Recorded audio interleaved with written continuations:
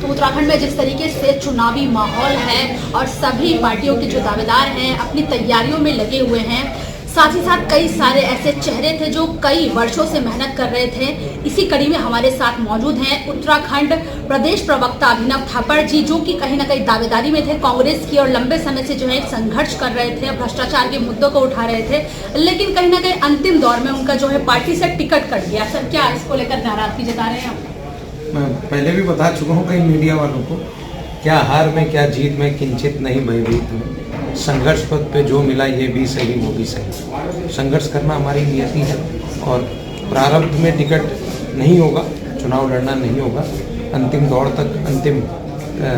तक जैसा आपने कहा हम बने रहे और पार्टी ने वीरेंद्र पोखरियाल जी को टिकट दिया, हम उनके साथ हैं और तन मन धन से उनके साथ हैं।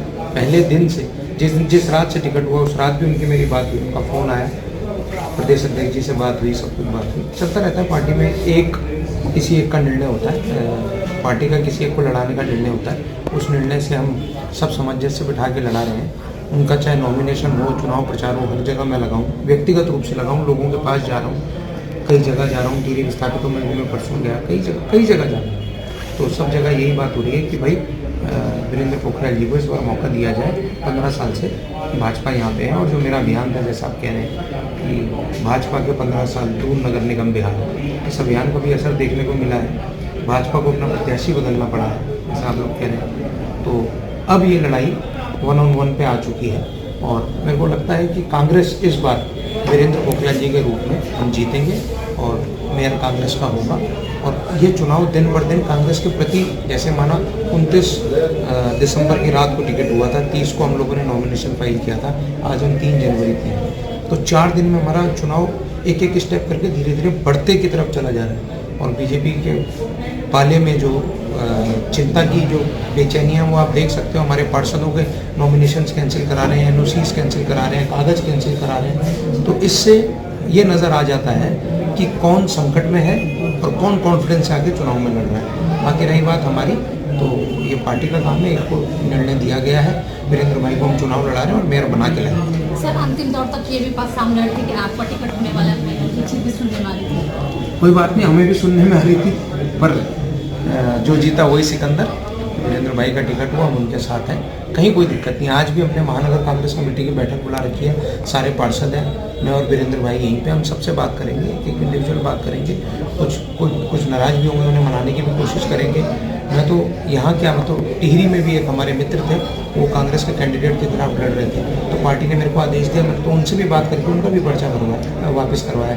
तो कांग्रेस के लिए हम काम कर रहे हैं और वीरेंद्र पोखरियाल हमारा चेहरा है, तो हम उनको आगे बढ़ाने का काम। लेकिन सर, चुनावी रेस में कहीं ना कहीं आप आगे थे और लास्ट टाइम जब टिकट कट जाते हैं तो कहीं ना कहीं मन जो है दुखी होता है कि आप बिल्कुल भी ऐसा नहीं लगा, क्योंकि पार्टी से कहीं ना कहीं आपको उम्मीद नहीं होगी ना। मैडम, हम रामलीला वाले लोग हैं, हम रामलीला कराते हैं और राम जी ने एक बात कही है, होई सोई जो राम रचि राखा। जो होता है अच्छे के लिए होता है। भगवान राम ने जो सोचा होगा, उन्होंने तय किया होगा कि वीरेंद्र पोखरियाल को 2025 नगर निगम मेयर का चुनाव लड़ना है देहरादून का, तो भगवान राम की मर्जी के खिलाफ हम भी कहा जा सकते हैं। सर, अभी आपने एक बात बोली कि आपने भ्रष्टाचार के मुद्दे उठाए थे नगर निगम को लेकर, जिस वजह से जो बीजेपी है उन्होंने अपना प्रत्याशी चेंज कर दिया, वाकई ऐसा है? आप देखिए ना, ये तो आपके सामने नहीं, क्या सर आपके अभियान की वजह से हुआ है?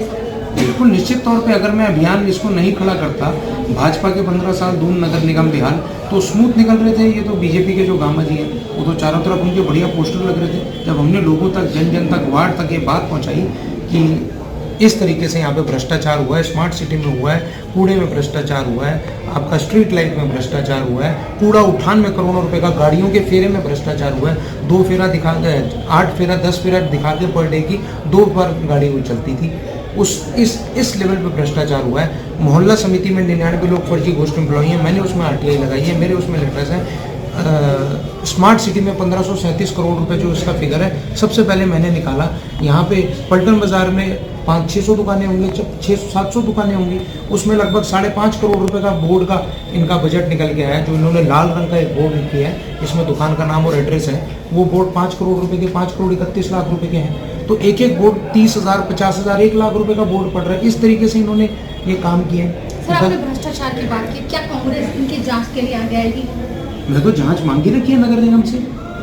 कोई भी इतने सारी उसमें जांच मांग रखी है, कुछ इन्होंने दबा दिया, कुछ ये इन्होंने बोल कर दिया। अब हमारा जब सत्ता आएगी, कांग्रेस के जब मेयर बनेंगे पोखरियाल जी, तो मेरी पोखरियाल जी से बात हो रखी है, जब वो मेयर बनेंगे तो ये सारे इश्यूज हम इन पर डिस्कस करेंगे और एक एक करके इन पे सब पे हम उस पर इन्वेस्टिगेशन करेंगे और दूध का दूध पानी का पानी जनता के सामने आना चाहिए। अगर आपने कांग्रेस में की बात की, लेकिन कहीं ना कहीं बीजेपी का देखा जा रहा है कि न विरोध चुनाव जीत रही कई सीटों पर देखने को मिल रहा है, क्या लग रहा है बीजेपी या कांग्रेस?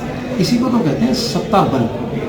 जैसे हमारे वरिष्ठ नेता प्रीतम सिंह जी भी कल वहाँ पे गए थे और जिन लोगों परसों भी गए थे, जिन लोगों के नॉमिनेशन ये कैंसिल करना चाह रहे थे, एनओसीज कैंसिल करना चाह रहे थे, कईयों को उनके जाने के बाद रुके हैं, कईयों को वो एनओसीज दे नहीं रहे थे, उनके जाने के बाद एनओसी दी गई है। तो आप देखिए कितने वरिष्ठ नेता को 6 बार के विधायक हैं, प्रदेश अध्यक्ष रह चुके हैं, नेता प्रतिपक्ष रह चुके हैं, मुख्यमंत्री के अलावा लगभग हर पद पे रह चुके हैं। इतने बड़े नेता को एक पार्षद की एनओसी के लिए जाना पड़ रहा है, तो ये बीजेपी का इससे बड़ा आप षड्यंत्र इसको क्या बताएंगे?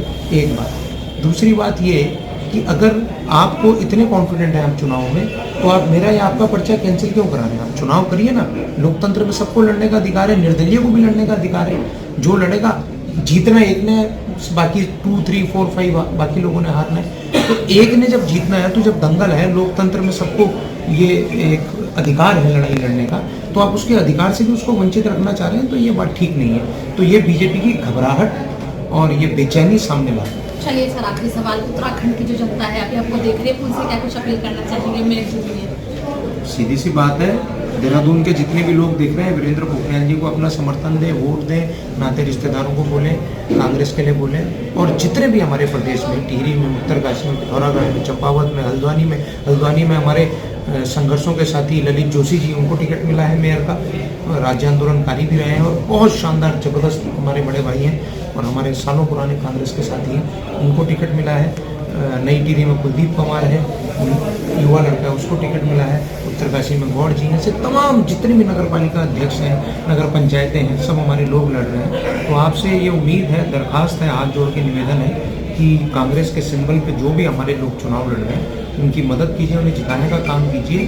कांग्रेस ही आपकी आवाज़ उठाएगी और ये जो इन्होंने गड्ढे इतने 15 साल और 10 साल में जगह जगह नगर पालिकाओं में, निगम में, पंचायतों में, हर लेवल पे कर दिए हैं, उसको भरने का काम भी कांग्रेस के लोग ही करेंगे और हम आपके साथ कंधे से कंधा मिलाकर संघर्ष करेंगे और 2027 में हम कांग्रेस की सरकार भी प्रदेश में। ठीक है, बहुत बहुत धन्यवाद सर। धन्यवाद आपका।